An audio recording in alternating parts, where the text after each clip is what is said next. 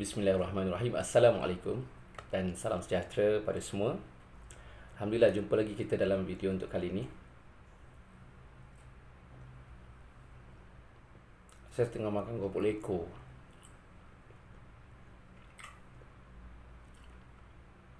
Boleh lah. Okey, pagi ni saya nak share tentang apa yang SS buat dan ajar pada anak-anak.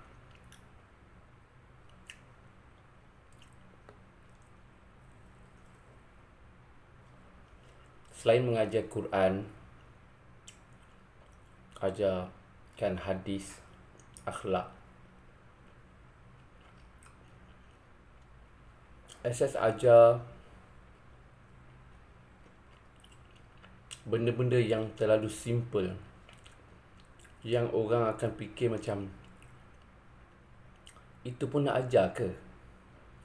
Esok dia dah besar, pandai-pandai lah dia benda-benda macam tu. Contohnya apa?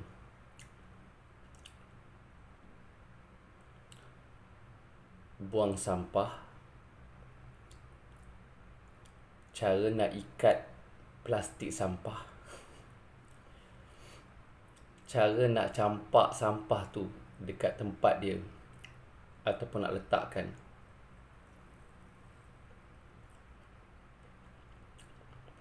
Bila SS ajar anak solat, of course lah saya kena ajar perkara taharah yang lain kan. SS bukan saja bagi teori bercakap kan. Ada yang SS lukiskan di papan putih. Malah SS tunjukkan cara secara praktikal pada anak-anak. Mungkin ada mak ayah yang buat juga macam tu kan. Tapi SS percaya tak ramai. SS ajar anak-anak gosok gigi dan ajar mereka cara Nabi bersugi guna kayu siwak tu pun SS ajar. Dua-dua SS ajar. SS panggil diorang datang dekat sinki. SS ajarkan diorang cara cuci tangan. Basahkan tangan, ambil sabun, gosokkan celah-celah, gosokkan dekat kuku-kuku tu. Kemudian bilas, lap dengan kain ataupun tisu yang bersih kan. SS ajar anak-anak macam mana nak basuh tut. Kau faham lah maksudnya, buang air kecil, buang air besar. SS ajar cara basuh dia. Kemudian SS ajar anak, SS panggil diorang, tengok macam ni. Sini ayah nak ajar korang macam mana cara ambil wuduk sama macam mana yang Nabi ajar. Walaupun mungkin dia pernah belajar masa dekat masjid, dekat tahfiz dulu. Anak SS ada yang pernah masa tahfiz ni, ada orang. Mungkin ada ustaz yang pernah ajar dia kan. Kalau anak-anak korang mungkin pernah belajar di tadika, di sekolah. Tapi kita tak tahu dia buat tu betul ke. Setengah ibu bapa dia tak tahu cara ambil wuduk yang dia buat tu sendiri pun betul ke macam mana yang Nabi ajar. Apatah lagi kalau dia nak ajar anak dia cara berwuduk yang betul-betul sama macam yang Nabi ajar dan amalkan. Ini benda yang asas. Sebab wuduk ni kunci solat, Nabi kata. Maknanya kalau wuduk tak sempurna, solat tak sempurna. Kalau wuduk tak sah, solat tak sah. Mungkin setengah orang anggap dia, aku ni Alhamdulillah sekurang-kurangnya walaupun nakal, jahat, aku ni orang yang semayang. Tapi bila wuduk dia tak betul, rupa-rupanya dia sangka mungkin dia dah semayang 10, 20, 30 tahun. Rupa-rupanya tak ada solat yang diterima pun disebabkan oleh wuduk yang tak betul, yang tak sah. So benda ni walaupun simple, SS anggap dia berat. SS ajar anak-anak macam mana cara ambil wuduk, apa doa selepas wuduk. Mungkin bagi setengah orang dia tak baca pun doa kan, tapi sebenarnya di sana ada hadis-hadis yang sahih tentang kelebihan baca doa lepas berwuduk. Kalau kita tak tahu, alangkah ruginya. Jadi sebab tu saya tak sibukkan sangat nak pergi fokus pada benda yang susah, yang tak berapa penting, ilmu-ilmu yang mungkin tak akan ke mana pun, tak akan digunakan pun. Sebab pada SS, benda-benda yang asas yang Nabi dah ajar pada kita ni pun banyak yang belum settle. Tak payah cakap anak-anak, mungkin mak ayah pun tak tahu kan, apa yang doa lepas wuduk, apa lagi yang perlu kita baca, ada lagi ke doa lain. Itu asas dalam agama kita. Asas tuliskan doa-doa tu di papan hitam, papan putih, minta anak baca, minta dia orang hafal. Setengahnya kalau yang susah sikit tu asas buatkan lagu, buatkan nasyid dia supaya lebih mudah dan anak-anak jadi seronok nak hafal tu. Bukan nak ajar menyanyi sangat kan. Setengah orang, setengah ustaz-ustazah mungkin komplain kan, doa pun nak buat lagu ke, itu pun nak lagukan ke. Itu method, cara kita punya, orang kata apa, pendekatan kita untuk nak tarik anak-anak, suruh dia orang hafal doa tu. Bukan kita nak ajar dia menyanyi sangat. Nak ajar menyanyi banyak lagu lain kan, lagi ada mana Swan, karaoke apa semua ada. Tapi kita tahu budak-budak ni dia suka dengan lagu hiburan orang tua pun.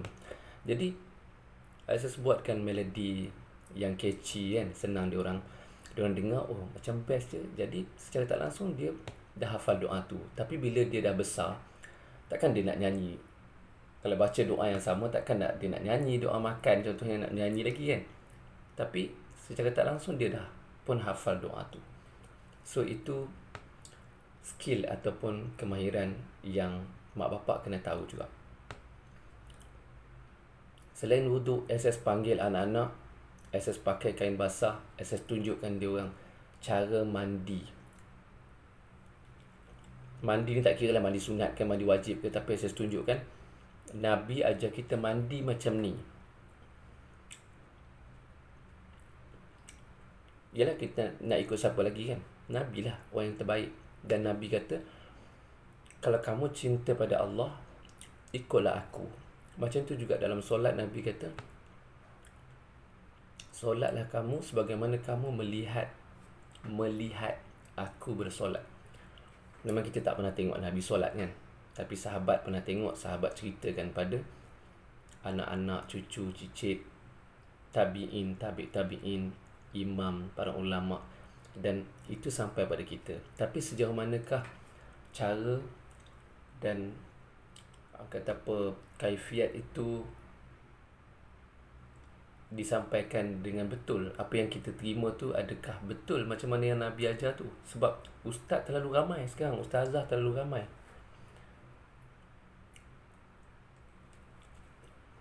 Jadi SS ajarkan cara solat, daripada niat, berdiri betul, angkat takbir, sampai cara bagi salam. SS ajar zikir-zikir selepas solat, sama persis macam yang ditulis, yang diajar, dibacakan, diamalkan oleh Nabi dan para sahabat dalam hadis-hadis sahih. Biarlah SS tak kisah apa orang nak kata, SS Wahabi ke, Salafi ke, Salahpi ke, apa-apa pun. Yang penting kita belajar untuk buat benda yang sama atau paling hampir macam mana yang Nabi ajar pada para sahabat, dan nak kita amalkan macam tu. SS ajar anak-anak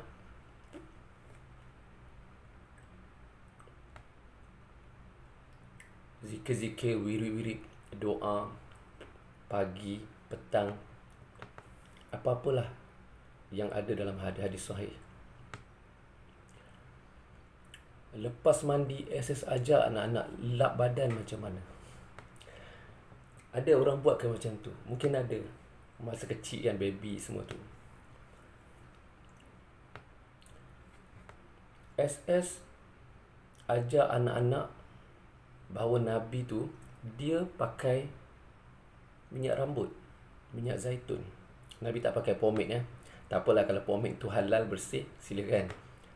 Tapi maksudnya nak cerita Nabi guna minyak zaitun. Dan Nabi sikat rambut dia. SS ajar cara Nabi sikat rambut macam mana.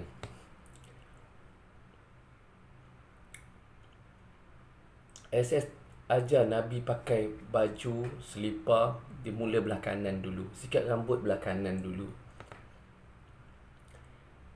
Apa saja yang SS tahu tentang cara dan juga sunnah-sunnah Nabi, SS ajar pada anak-anak. Daripada bangun tidur, baca doa Alhamdulillahillazi ahyana tu, sampailah anak-anak tidur, Bismikallahumma ahya wa amut. Selain pada akademik, saya ajar anak bahasa, ajar mereka matematik, ajar mereka sains dan kemahiran hidup. Saya ajar juga kemahiran-kemahiran lain lah. Memasak, menjahit, goreng telur pun SS ajar. Yalah, sebab kita tahu kan, kita belajar pandai kat sekolah, college, universiti, belum tentu balik pandai nak goreng telur. SS ajar anak-anak beriadah, senaman-senaman. Ajar ada masa, ada rezeki lebih, ada ruang lapang, saya bawa anak-anak pergi ke pusat permainan. Saya ajar anak-anak memanah, ajar mereka berkuda, ceritakan pada mereka kenapa pentingnya kita belajar sukan-sukan ataupun riadah yang Nabi ajar ni. Bukan berkuda dengan memanah je lah. Maksudnya main bowling pun saya ajar kan, badminton, ajar mereka jogging, berenang dan sebagainya. Apa-apa yang sesuai dengan sunnah dan apa-apa yang orang kata apa, tidak membahaya, tidak terlalu ekstrim sangat kan. Memanjat, saya bawa anak-anak pergi tempat memanjat. So, apa lagi yang SS saja? SS pernah dulu masa sekolah rendah, ayah SS pernah hantar SS kelas silat gayung. Berapa kelas je, sempat pergi, balik menangis tak tahan sebab kena berguling lah. Dia punya training dia tu mula dengan berguling atas tanah kan, tumbuk batang pokok pisang tu. Jadi bila saya masuk sekolah menengah, saya sempat belajar silat cekak Hanafi. Anak-anak pun SS pernah ajar dan hantar diorang masuk kelas silat. Anak-anak lelaki lah. Jadi mungkin setengah benda kita tak perasan atau terlupa, bahawa tanggungjawab mendidik anak ni sebenarnya tanggungjawab kita, ibu dan ayah. Kan Nabi kata, fa'abawahu yuhawidanihi aw yunassiranihi aw yumajjisanihi. Anak-anak tu lahir dengan fitrah macam kain putih. Jadi mak ayah lah fa'abawahu, maksudnya mak ayah, Nabi kata, yang akan corakkan dia nak jadi Yahudi ke, Nasrani ke, Majusi. Of course lah, 3 tu tak kan. Kita nak anak kita jadi orang Islam, orang mukmin, orang yang bertakwa, yang ada akhlak dan sebagainya. Tapi adakah kita buat? Pentingnya ibu bapa ada ilmu supaya mereka dapat mendidik anak-anak dengan betul. Jangan kita terlalu mudah lepaskan. Harapkan. Ada setengah orang yang hantar dan harap 100% percaya pada orang lain untuk bentuk dan didik corakkan masa depan anak-anak dia. Padahal dia mungkin tak tahu, tak jelas apa yang diajarkan tu betul ke, salah ke, sesuai ke dengan sunnah dan sebagainya.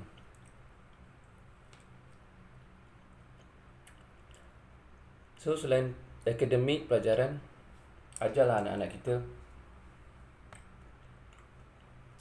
cara hidup dan amalan-amalan yang benar yang datang daripada Nabi SAW. Sebab hidup kita mungkin 5-60 tahun, 70 tahun kita akan mati. Tapi kalau salah pendidikan, salah asas, salah amalan, terutamanya akidah, kefahaman, kita mungkin akan menyesal. Dunia hanya satu hari je, Nabi kata. Tempoh ataupun usia dunia ni sebenarnya, usia hidup kita ni sebenarnya seumpama waktu pagi sampai petang saja. Sedangkan akhirat tu sangat panjang dan berkekalan.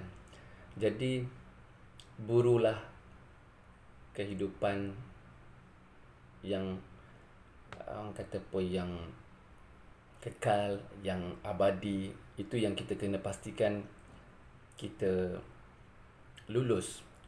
Bukan nak pastikan lulus periksa saja kan. Periksa di dunia ni SPM saja, ada sijil, ada degree saja. Itu orang-orang yang akan rugi. Kena pastikan. Orang sebut kita hidup ni kena seimbang dunia akhirat. Betul. Tapi kita kena ingat, tidak ada orang yang lebih seimbang daripada Nabi SAW. Itulah contoh, model, panduan yang terbaik seorang manusia yang seimbang dunia dan akhirat dia. Jadi ajarkanlah itu, kenalkanlah Nabi, ahli keluarga dia, para sahabat dia kepada anak-anak kita, dan ajarlah kemahiran-kemahiran yang mungkin tak diajarkan di sekolah-sekolah. Tapi sebagai ibu bapa, kita ambillah peranan tu. Kalau mungkin saya tak ada masa, saya pun tak ada ilmu, saya tak mampu buat semua tu, carilah orang yang betul untuk mengajar dan kena pantau, perhatikan. Jangan sampai kita di hujung masa, di hujung hidup nanti kita jadi menyesal. Kenapalah dulu aku tak perhati benda ni, kenapalah masa dia muda aku tak hantar dia belajar agama, kenapa? Saya dah dengar banyak benda tu, dah dengar banyak rungutan dan luahan tu daripada ibu-ibu dan ayah-ayah. So dunia ni sebenarnya sangat singkat dan sementara. Belajar dan ajarkanlah benda yang lebih utama, yang berkekalan, khususnya ilmu-ilmu agama. Jangan kita terlalu